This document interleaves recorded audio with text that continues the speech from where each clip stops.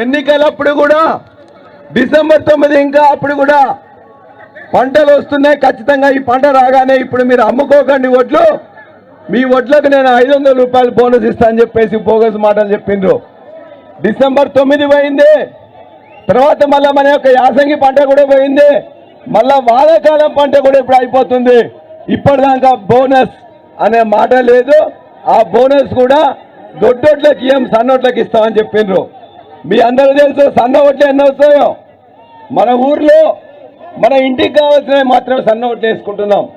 మహబాద్ ప్రాంతం కానీ, పాలకుర్తి కానీ, తొర్రూరు కానీ ఈ ఏరియాలో మన కొద్దిగా దొడ్డోట్లు అయితే ఎక్కువ వస్తాయని చెప్పేస్తూనే దొడ్డోట్లు వేస్తున్నాం. కాబట్టి వాళ్ళు ఇలా దొడ్డోట్లకి ఇయ్యం, సన్నోట్లకి ఇస్తామని చెప్పేసి అంటే మోసం చేయడం తప్ప మరొకటి కాదు. అదేవిధంగా మనందరూ తెలుసు రుణమాఫీ చేస్తా అని చెప్పిండు, రుణమాఫీ చేస్తా అని చెప్పిండు. రుణమాఫీ అనేది ఎంత ఇద్దానని చెప్పిండు. ఇవాళ 40,000 కోట్ల రుణమాఫీ చేస్తానని చెప్పేసి మీటింగ్ లో చెప్పిండు. కానీ క్యాబినెట్ తీర్మానం చేసిండ్రు 40,000 కాదు 31,000కే లెక్క వచ్చిందని చెప్పిండ్రు. ఆ 31,000 ఇస్తామని చెప్పేసి అనుకుంటే అసెంబ్లీలో జరుగుతున్నప్పుడు చెప్పింది ఏంటంటే 26,000 కోట్లు మాత్రమే వచ్చిందని చెప్పిండ్రు. ఆ 26,000 కోట్లని కూడా బీఆర్ఓ ఇచ్చే నాటికి 17,000 కోట్లు మాత్రమే చెప్పిండ్రు. చివరికి అలా 7-8,000 కోట్లు కూడా ఇయ్యలే, 7-8,000 కోట్లు కూడా ఇయ్యలే. మేము వాడికి ఇయ్యాల కాంగ్రెస్ ప్రభుత్వానికి సిగ్గు లజ్జ ఉన్నట్లయితే, మా యొక్క ప్రజల మీద ప్రేమ ఉన్నట్లయితే నువ్వు చెప్పినట్టు 2 లక్షల రుణమాఫీ వెంటనే ఇచ్చాయి. 2 లక్షల రుణమాఫీ చేయకుండానే హరీష్ రావు గారి మీద తిట్టదండకం పెట్టుకున్నాడు. హరీష్ రావు గారు చేస్తేనే ఆ మాత్రం కూడా వచ్చిందని చెప్పేసి అందరూ కూడా రైతాంగం గుర్తుపెట్టుకోవాలి. హరీష్ రావు గారు రోజు అసెంబ్లీలో కానీ బయట కానీ మాట చెప్పినావు, ఇస్తావా లేదా అని చెప్పేసి మాట్లాడితేనే ఆ 17,000కు బీఆర్ఓ ఇచ్చిండ్రు, 7-8,000 మాత్రమే ఇచ్చిండ్రు.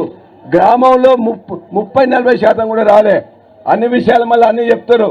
చివరిగా ఒకటే మాట చెప్తున్నాం, నేను రైతు బంధు సమితి అధ్యక్షుడు ఉన్న విషయం మీకు తెలుసు. కేసీఆర్ గారు నేను రైతు బంధు సమితి అధ్యక్షుడు ఉన్నప్పుడే ప్రతిరోజు లెక్కలు అడిగేవారు. ఎంతమందికి రైతు బంధు ముడుతున్నది, ఎంతమందికి ఇంక ఇవ్వాల్సిందని చెప్పి 11 సార్లు ఈ దేశంలో ఎక్కడా లేని విధంగా 11 సార్లు 72,000 కోట్ల రూపాయలు ప్రపంచంలోనే అంత పెద్ద డీబీటీ రైతు బంధు చేసిన చరిత్ర కేసీఆర్ గారిది. ఇవాళ గత పంట పోయింది, ఈ పంటలో 4 నెలలు అయిపోయింది. ఇలా మొత్తం కూడా మళ్ళా కొత్త పంట వేయడానికి అని చెప్పేసి కోతలు మొత్తం వచ్చినాయి.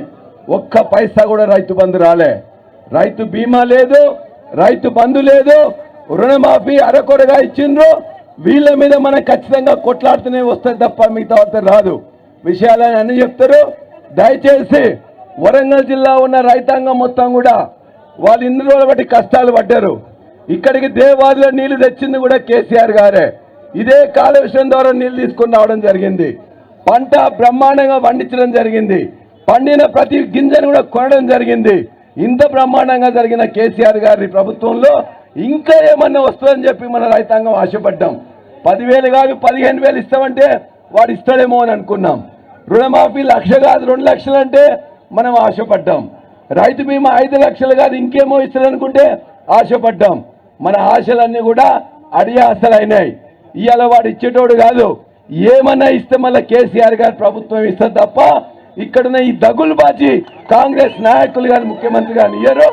కాబట్టి దయచేసి మనందరం కూడా నికరంగా కొట్లాడాల్సిందే, కొట్లాడితేనే మనకి ఇవన్నీ వస్తాయని చెప్పేసి ఇవాళ నన్ను ఇక్కడికి ఆహ్వానించి మీతో 2 ముచ్చట్లు చెప్పడానికి అవకాశం ఇచ్చిన దయన్నకు మరొకసారి ధన్యవాదాలు తెలియజేస్తూ జై తెలంగాణ, జై కేసీఆర్. 6 రుణమాఫీని వెంటనే 2 లక్షల రుణమాఫీని వెంటనే 2 లక్షల రుణమాఫీని వెంటనే